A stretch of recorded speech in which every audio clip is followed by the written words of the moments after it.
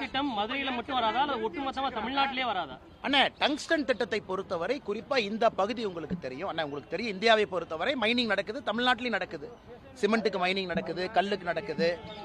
இது ஒரு அரிதான பொருளாக இருந்தாலும் கூட இந்த பகுதி ஒரு வித்தியாசமான பிரத்யேகமான பகுதி. நீர்நிலைகள், சமணப்படுகைகள், கோவில்கள், கள்ளழகர் கோவிலிருந்து எல்லாம் இருக்கு. அதனால இந்த பகுதியில் கிட்டத்தட்ட 20,000 மக்கள் இருக்கிறாங்க, அவ்வளவு கிராமங்கள் இருக்கு.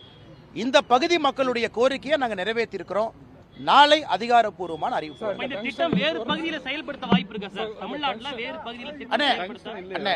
வேற பகுதியில் டங்ஸ்டன் இல்லையாங்கண்ணா, இந்த பகுதியில் தான் 2021 14 செப்டம்பர்ல ஜியாலஜிக்கல் சர்வே ஆஃப் இந்தியாவுடைய ஆய்வறிக்கையின்படி இங்க டங்ஸ்டன் இருக்குன்னு கண்டுபிடிச்சு ரிப்போர்ட் கொடுக்குறாங்க. அதன்படி தான் ஆக்ஷன் நடக்குது. அதனால ஒரு பக்கம் நம்ம புரிஞ்சுக்கணுங்கன்னா, எந்த மைனிங்லையும் மத்திய அரசுக்கு ₹1 வரப்போறது இல்லைங்கண்ணா. மாநில அரசுக்கு பிரீமியம், அந்த லோக்கல் டிஸ்ட்ரிக்ட்டுக்கு வந்து டிஸ்ட்ரிக்ட் மினரல் ஃபண்ட் DMF. மத்திய அரசுக்கு மைனிங்ல ₹1 தமிழகத்திலிருந்து வருவாய் வராது, இந்தியாவில் எங்கேயுமே வருவாய் வராது. இன்னைக்கு கிராம மக்களுடைய கோரிக்கை ஏற்று எப்பொழுதுமே பிரதமர் அவர்களை பொறுத்தவரை விவசாயிகளுடைய நண்பனா தான் இருந்திருக்கிறாங்க. அது மீத்தேன் ஹைட்ரோ கார்பன் திட்டத்திலிருந்து ஒன்னொன்னும் பாருங்க. அதனால் பொங்கலை சந்தோஷமா கொண்டாடினாங்க, பிரதமர் ஐயாவை நம்பினாங்க, பிரதமர் ஐயா கைவிடல. நாளை மகிழ்ச்சிகரமான அதிகாரப்பூர்வமான அறிவிப்பு நாளைக்கு வரும். டங்ஸ்டன் விவகாரத்தில் தமிழக அரசு வந்து மக்களை ஏமாத்தி இருக்காங்க.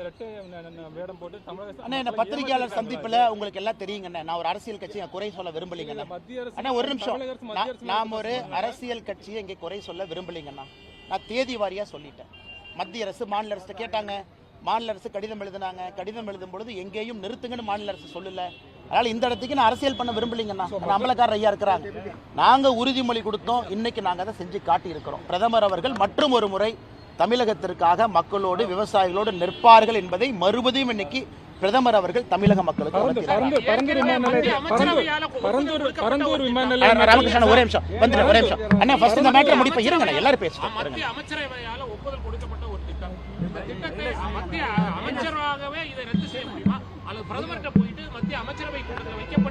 அண்ணா, நீங்க ஒரு மூத்த பத்திரிகையாளர் அண்ணே.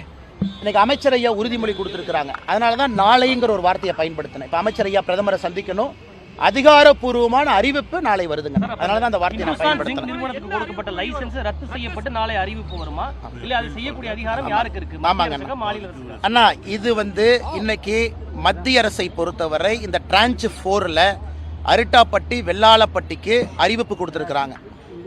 அவங்க ஜூன்ல கொடுத்ததுக்கு அப்புறம் தான் நவம்பர் 2024 ஆக்ஷன்ல ஒரு கம்பெனி எடுத்திருக்கிறாங்க.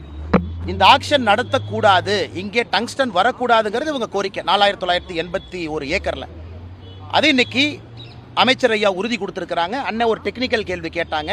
பிரதமர் ஐயா தான் ஒரு முடிவு எடுக்கிறாங்க. இதற்கு முன்பு தற்காலிக நிறுத்தி வைப்பு பிரதமர் ஐயா தான் எடுத்தாங்க. அதனால் அமைச்சர் அவர்கள் பிரதமர் ஐயாட்ட பேசிட்டு நாளைக்கு அறிவிப்பு வருங்க. பரந்தூர் விமான நிலைய விவகாரத்திலையும் இந்த இதுல